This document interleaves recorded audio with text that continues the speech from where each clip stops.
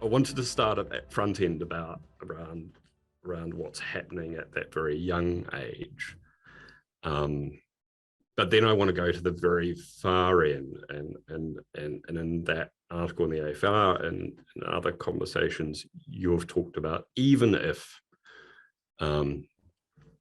you have women entering science education, STEM education, and then often change to other disciplines, and then even when women enter a kind of a STEM organization in the workforce,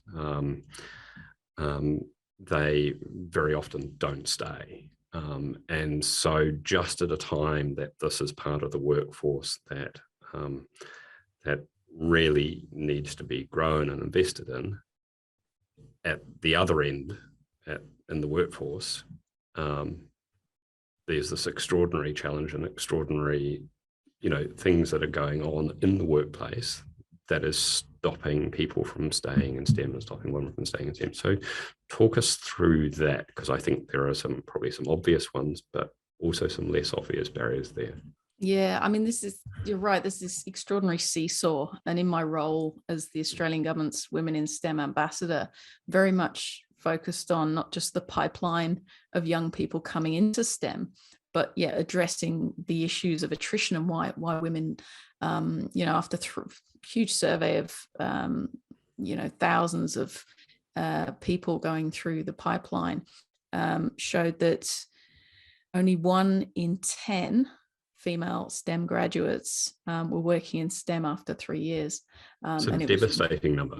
One in 5 men. So it's, twice the rate of attrition as men. I mean, sometimes that's natural. You do a degree in a scientific subject and you go and work in banking or in an industry. That's fine. That's, that's normal. But there being a huge disparity, between men and women, it's a challenge. And, I instinctively know the reasons for that as a woman who's worked in a stacked industry of physics and astrophysics, but also, there's a lot of research around what these reasons are. There is, of course, the very sort of tenuous term of culture and what that means. And if you break down culture of a company, it's sort of the norms, the I guess the dominant unspoken rules about the types of engagements you have in a workplace. And really what it means is that if you don't look like the average person, how are you going to have a good time? Or are you going to feel excluded? Are you going to feel maybe that you don't fit in?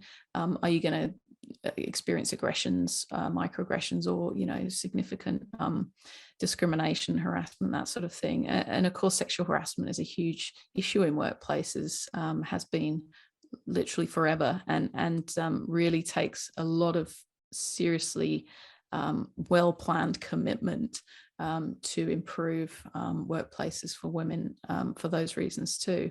So there's a lot of stuff around culture, and that really is led from the top, but it also has to be led from the managers towards the bottom of the pyramid, because if managers on the ground are not well trained, they're not implementing policy well, and they're not really demonstrating by their actions and attitudes, a strong leadership shadow, then you're going to have real problems, even if the CEO is committed, the executive are committed, and you have demonstrable kind of targets and goals around that sort of thing.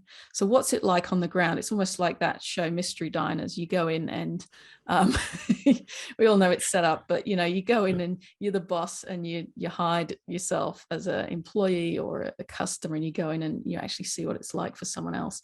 And if you are an exec or a senior manager, and imagine what it's like for, maybe somebody of a culture that isn't the dominant culture, or, maybe a woman in a male dominated industry, or vice versa.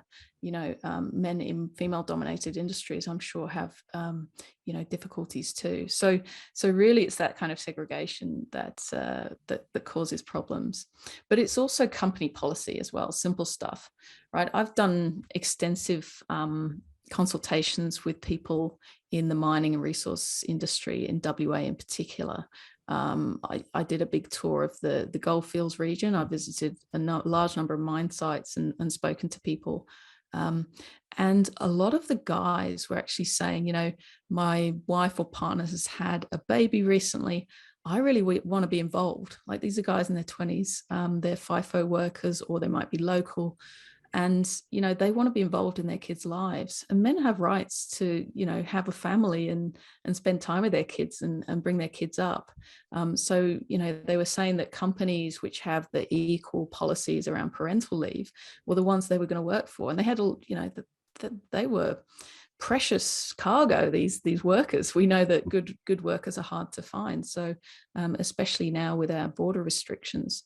So these workers knew they could vote with their feet and they could go to a different company, and that was really interesting. And it said, you know, they were saying it was driving better company policies across the board, and I think that's a really good thing.